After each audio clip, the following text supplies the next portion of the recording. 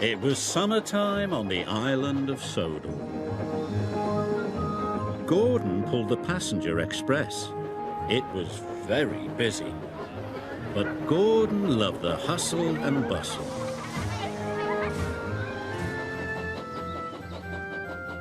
Henry hauled trucks in the forest. He loved the peace and quiet, but he didn't see many people. Sometimes working in the forest could be very lonely. Later, Henry pulled into Knapford station. He was delighted to see all the passengers. But Gordon was not delighted to see Henry. "Keep your smelly phrase away from my passengers," grumbled Gordon. "But it's only logs," chuffed Henry. "Passengers and freight do not mix," huffed Gordon, and he wheeshed away.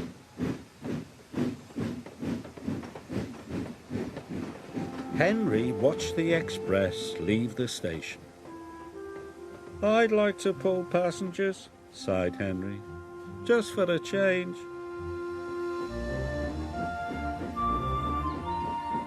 Henry stopped at the water tank on the edge of the forest. Children were standing by one of the trees. "What are those children doing?" Henry asked Thomas. "That's the old Sodor wishing tree," said Thomas. "They must be making a wish." "A wishing tree?" gasped Henry. "How wonderful! Do you think it would make my wish come true?" asked Henry. "It might," said Thomas, and he puffed away. Henry rolled up to the wishing tree. He took a deep breath and made a wish as hard as he could. "I wish I could pull the express instead of Gordon," he said. That evening the Fat Controller came to see Henry. "Tomorrow you will pull the express," he said. "Thank you, sir," said Henry happily. His wish had come true. The next morning, Henry chuffed cheerfully into Knapford station. When his passengers were on board, Henry blew his whistle and pulled out of the station. But Henry puffed too quickly. "Go gently," called his driver. "You can bump freight, but you can't bump passengers." "Sorry," puffed Henry. Henry puffed proudly through the countryside. "Pulling passengers is a grand job," he said. Gordon was in the repair yard. He was being fitted with a new boiler. But Gordon felt lonely. He was missing his passengers. The passengers were missing Gordon too. They were having the bounciest, bumpiest ride they had ever had.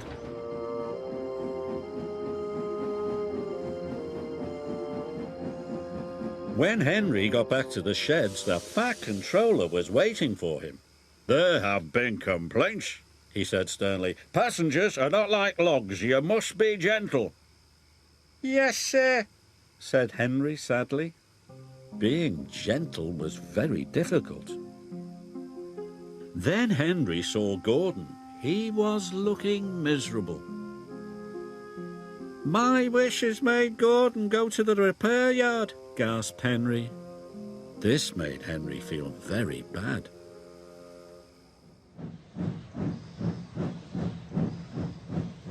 The next day, Henry had to collect the buffet car.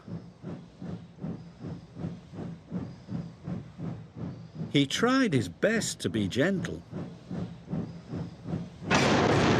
but he shunted the buffet car so hard everything flew into the air.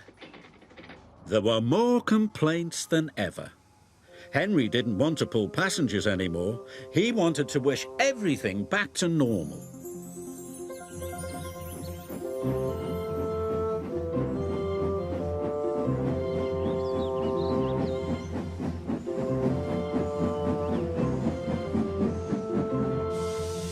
But when he arrived at the forest, Henry couldn't remember which tree was the wishing tree. "Oh, no," cried Henry. "Which one could it be?" Henry didn't know. So he decided to wish on all the trees. "I wish I could pull freight again," he puffed. Then he moved to the next tree and he wished again. "I wish I could pull freight again." The Fat Controller arrived on board Thomas. "What are you doing, Henry?" asked the Fat Controller. "You are causing confusion and delay." Henry told him all about the wishing tree. "Wishing trees don't run railways," said the Fat Controller. "That's my job. Gordon just needed some repairs. He'll be back tomorrow." Henry was delighted. The next day, Gordon came back to work. He looked as good as new. The passengers were so pleased to see him, they cheered and cheered and cheered. Gordon beamed happily for the rest of the day. Henry was happy to be back in the peace and quiet of the forest. At the end of the day, he stopped near the wishing tree. And even though the Fat Controller had told him trees don't run railways, Henry wished he would never have to pull passengers ever again, just in case.